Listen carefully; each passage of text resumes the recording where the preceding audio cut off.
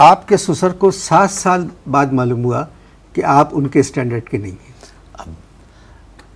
اب چھوڑو، منہ کھلے گا خواہ میرا، پھر بلا وجہ میں بات کروں گا. میں کر دیتا ہوں لیکن مجھ سے برداشت بھی نہیں ہوتا. بات یہ ہے کہ دبئی جانے سے پہلے میرے سسرالیوں کا اسٹینڈرڈ ہم سے بھی نچلے درجے کا تھا. پوچھو کیسے؟ آپ سے بھی چھوٹا تھا؟ ہم سے بھی چھوٹے درجے کتنا کا سا تھا. ہوگا؟ ابھی تو نے کس لیے بلایا مجھے یہاں؟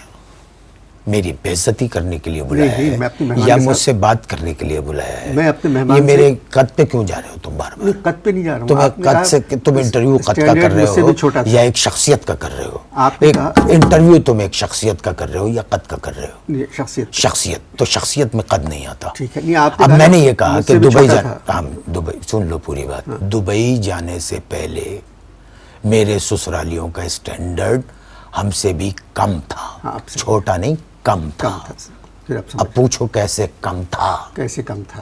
ان کی بریانی ہمارے فریج میں ہفتوں پڑا رہتی تھی. یہ تھا اسٹینڈرڈ ان کا. فریج بھی نہیں تھا؟ نہیں. اب اور منہ کھولوں گا خواہ چھوڑو، اگلا سوال کرو.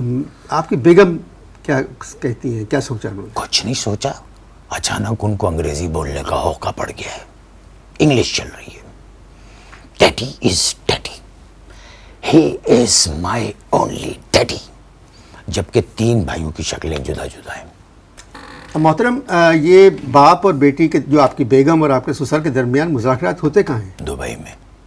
دبئی میں؟ Dubai DUBAI. دبئی. جی دبئی سمجھ گئے؟ جی جی. دبئی میں مذاکرات ہوتے ہیں. مجھ سے بغیر پوچھے 3 ہفتے کے اندر 6 دفعہ وہ دبئی جا چکی ہیں. جب بھی دفتر سے گھر واپس آؤ ملازم سے پوچھتا ہوں بھائی بیگم صاحب کہاں؟ کہ لے دبئی گئی ہیں. آپ نے اب کیا سوچا؟ میں آپ نے کیا سوچا؟ میں نے کیا سوچا؟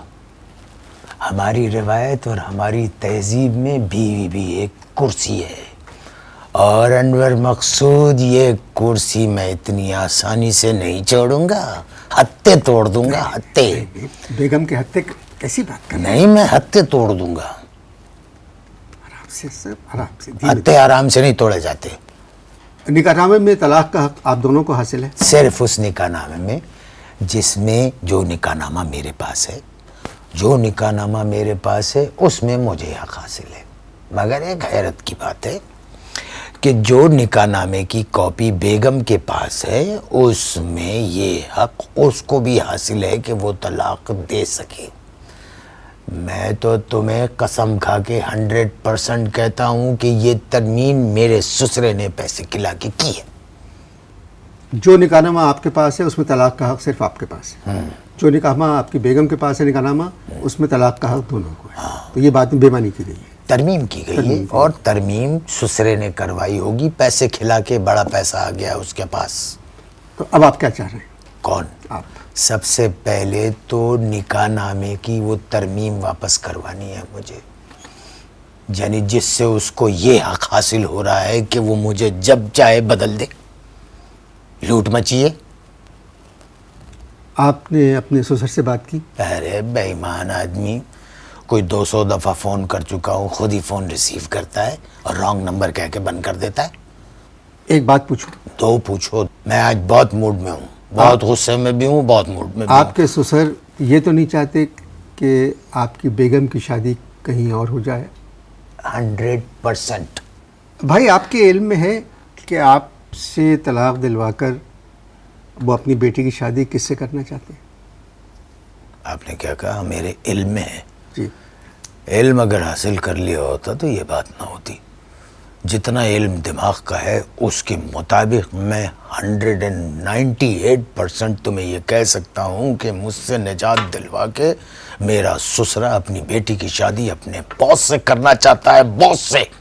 آپ کو کیسے معلوم ہے؟ آپ کو کیسے معلوم؟ 100 دفعہ میرے سامنے ٹیلی فون کی گھنٹی بجی. میری بیگم نے فون اٹھایا اور اٹھاتے ہی کہا یس باس. پھر اچانک مجھ پہ نظر پڑی اور ایک دم جھجک آئی ان کو، اور انہوں نے فون بند کر دیا اور میرے سامنے سے گنگناتی ہوئی گزر گئی. کیا گنگناتی؟ بس میرا نام عبدل ہے. ٹیون سے میں نے اندازہ لگایا کہ وہ کہہ رہی ہیں چھوڑ اب دل کا گھر مجھے پی کے نگر آج جانا پڑا ٹم بم ٹکڑ چنگ ٹم ٹکڑ چنگ چنگ چکڑ. یہ بھی کیا انہوں نے؟ ہاں بالکل میوزک کے ساتھ. بات یہ ہے بھائی جو آپ باتیں بتا رہے ہیں مجھے بھی ایسا لگتا ہے یہ صرف آپ کی سوچ ہے, ہماری تہذیب میں ایسا نہیں ہوتا. ابے میرے سسرے کی تہذیب دبئی جا کے بدل جاتی ہے. بتاؤ, اس نے اپنی ایک تصویر بھیجی ہے اپنی بیٹی کو, اس نے سسرے نے اپنی شارجہ کے ایک بیچ کے اوپر لال رنگ کی چڈی پہن کے ریت میں آدھا دھسا ہوا ہے اور اس کی پیٹھ کے اوپر اس کا باس بیٹھا ہوا مشروب مغرب پی رہا ہے. پکنک وغیرہ بنا رہے ہوں گے. ابے باس پیٹھ پہ بیٹھ کے مشروب مغرب پی رہا ہے, اس میں پکنک کہاں سے آ گئی؟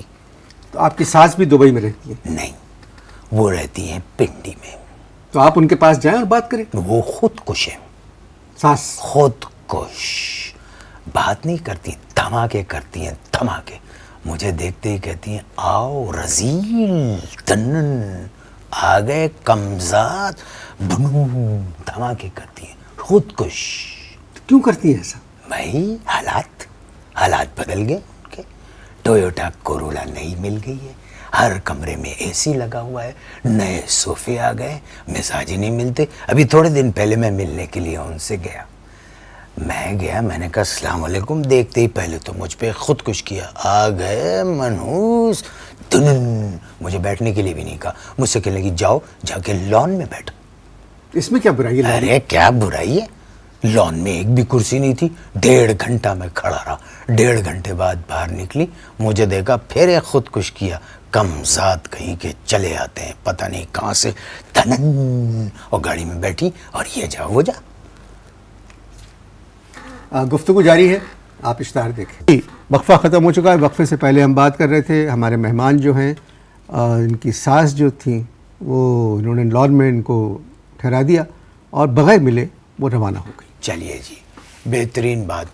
اب دیکھیے ساس کی وہ حرکت, دیکھیے ساس کی کہ مجھ سے بات کیے بغیر گاڑی میں بیٹھی اور چلی گئیں.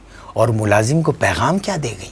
ملازم کو یہ پیغام دے گئی کہ ان سے کہہ دینا کہ جب ہمارا کتا کاٹے تو 14 ٹیکے کتے کو لگوائے جائیں.